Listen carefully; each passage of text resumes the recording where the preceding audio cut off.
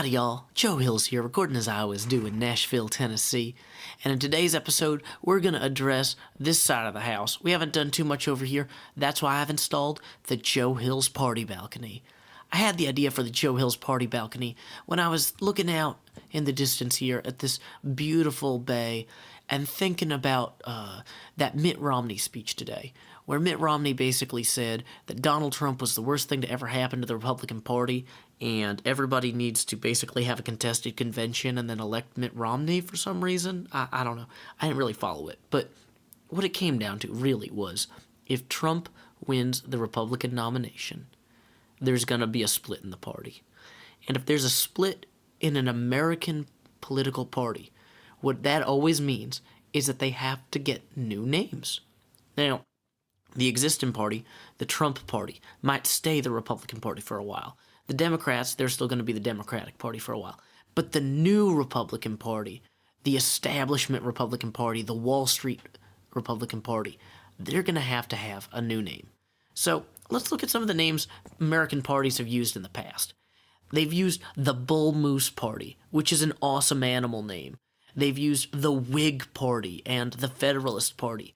Now, the Federalist Party is not an awesome animal or an awesome hairpiece. Honestly, if there was going to be an awesome hairpiece party, Trump would probably try and steal that. That's okay. He can have it. But the Federalist Party was the party of Hamilton. And I could imagine that with this whole Hamilton musical thing going on right now, it would make sense for a new American political party to try and seize that name. But you got to remember, the Republican Party is the small government party that loves state rights. So they're not going to use the Federalist name. The Black Panther Party, another great political party in American history. They were big on, fighting police oppression, providing food for poor children, local health clinics. Well, you know what?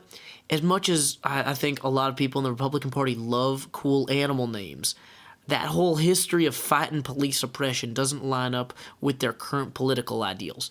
And I could imagine them maybe trying a different color Panther Party, but, if they went with the White Panther Party, that would go really poorly for them really quickly. Because, for one thing, they'd have the whole, white supremacy thing they're trying to get away from. They wouldn't be leaving the Trump Republicans behind if they weren't trying to get away from white supremacy. Let's give them that much credit. And also, they'd have to deal with the FBI following them around and the high-level assassinations.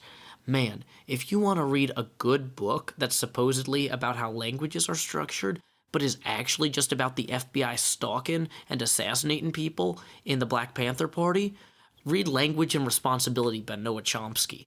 I had no idea that it was full of assassination attempts and stuff like that. I thought it was just a book about languages. It also is just a book about languages later on. It's a really weird book, but yeah, check it out. So, if the Republicans are going to choose a different animal, I could imagine them going with the Bald Eagle Party. Think about that, the Bald Eagle. It soars above, it's aspirational. Republicans, patriots, Democrats, everybody loves the Bald Eagle. It's an amazing symbol for our country.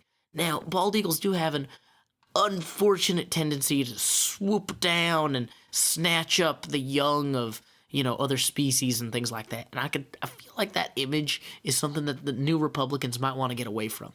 Also, the word bald. I think a lot of people don't want the word bald in the name of their party. That's going to be a hard sell. That is a hard sell. The Citizens Party. I was thinking this name might be really, really good, because the original Citizens Party actually was founded to reject the policies of Jimmy Carter.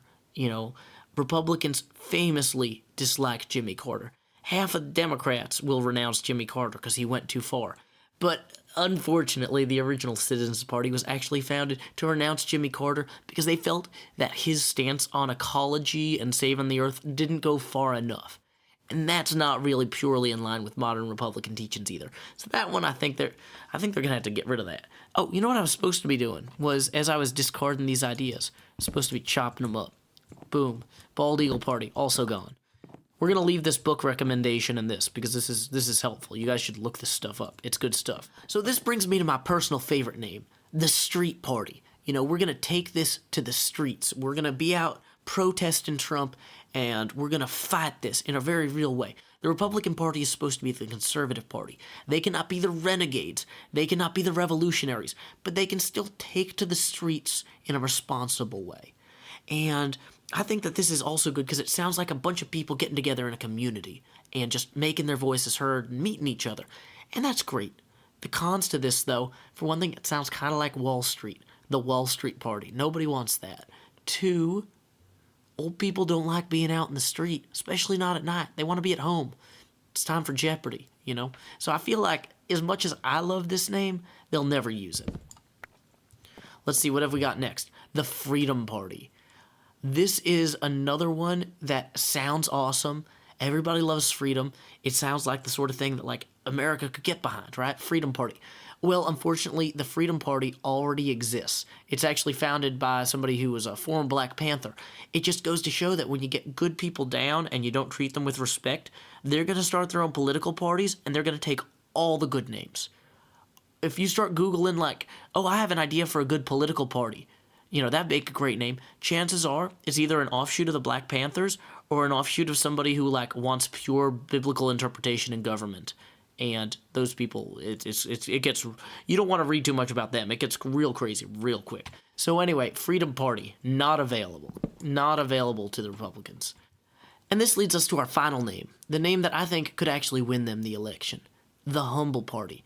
Now, this name is great because it both distances them from Trump, who has no humility in him, not a bit, and it's also kind of preachy in its own beautiful way, because there's this saying like, oh, the humble and the meek shall inherit the earth, and what do political leaders want to do if not inherit the earth? Like, hey, that's why you voted for me, so I could get what I was due, you know? And I like this too, because it harkens back to George W. Bush's humble foreign policy. He always said, oh, okay, America, we're not going to go out there. This is back in the debates before he got elected. George W. Bush said, we're going to have a humble foreign policy. Yeah, America's the big country in the room, but we're going to, be respectful of everybody. We're going to see what they're doing, and we're going to just advise. We're going to see what happens. And oh my goodness, he did not do that. And everybody was really disappointed. So saying, like, we're going to do it again and we're going to do it right this time, that's got a certain appeal to it. Second, Humble Party, it says we're humble. We're starting from humble beginnings, grassroots. We're not renegades. We're not guerrillas, because they can't be the guerrilla party. They're the conservative party. But they can be the party of humility. They can be the virtuous party who goes out there and gets it done. And I don't think that they're going to win in the general election. They might stop Trump from winning, but if they're going to have a shot at establishing a party that lasts a long time, I feel like the spirit of the Humble Party, if not the name of the Humble Party, is going to have to be what they embrace. Now, I'm sure in a few weeks when they name the new party, not the few weeks, probably whenever the convention rolls around in July, they'll actually have a new name because they'll split off and it'll be a train wreck. Probably won't call it the Train Wreck Party. Wish I'd put up a sign for that. That would have been good to think of in advance. The Train Wreck Party. Ooh. Actually, that sounds kind of morbid. Anyway, it's going to be very interesting to watch. Even if you're not normally engaged in civics, if you're an American, I recommend you look into this election. I recommend you read up on historical American parties and politics. The Bull Moose Party, the populists, they're crazy interested. Read about them. Federalists, awesome. Whigs, read about them. Learn more, because what's going on right now is going to be kind of something that's it's going to matter in the long term. And I feel like it's too big for any one of us to really affect directly. But if we understand what's going on better as it happens, we might be able to nudge a little bit here and there, at least in the way that it affects our own lives and the lives of those around us. So, once again, I really think that this is an election to watch, this is an electoral process to watch, and this is a time to become informed. So, until next time, y'all, this is Joe Hills from Nashville, Tennessee. Keep adventuring.